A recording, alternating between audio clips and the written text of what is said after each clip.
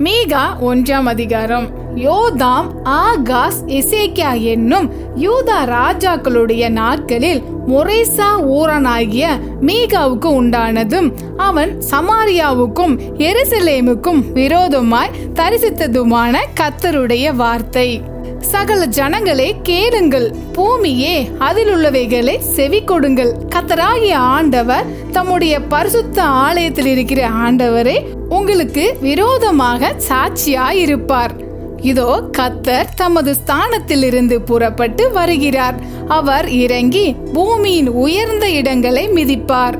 மெழுகு அக்கினிக்கு முன்பாக உருகுகிறது போலவும், மலைகளிலிருந்து பாயும் தண்ணீர் தரையை பிளக்கிறது போலவும், பர்வதங்கள் அவர் கீழே உருகி பள்ளத்தாக்குகள் பிளந்து போகும். இதையெல்லாம் யாக்கோப்புடைய மீறுதலின் நிமித்தமும் இஸ்ரவேல் வம்சத்தாருடைய பாவங்களின் நிமித்தமும் சம்பவிக்கும். யாக்கோபின் மீறுதலுக்கு காரணம் என்ன? சமாரியா அல்லவோ? யூதாவின் மேடைகளுக்கு காரணம் என்ன?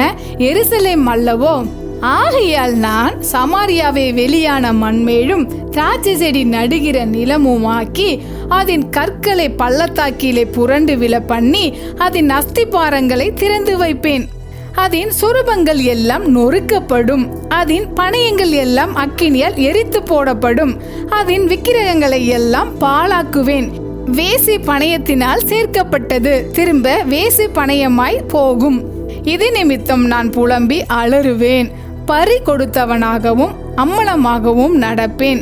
நான் ஓரிகளை போல ஊளையிட்டு ஆந்தைகளைப் போல அலறுவேன். அதன் காயம் ஆறாதது, அது யூதா மட்டும் வந்தது. என் ஜனத்தின் வாசலாகிய எருசலேம் மட்டும் வந்தட்டினது. அதை காத் பட்டணத்திலே அறிவியாதேயுங்கள். அளவே வேண்டாம். பெத்தப்ராவிலே புழுதியில் புரளு. சாப்பீரில் குடியிருக்கிறவளே, வெக்கத்துடன் அம்பலமாய் அப்பாலே போ.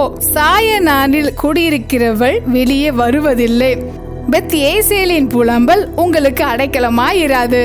மாரோத்தில் குடியிருக்கிறவள் நன்மை வருமென்று எதிர்பார்த்திருந்தாள்.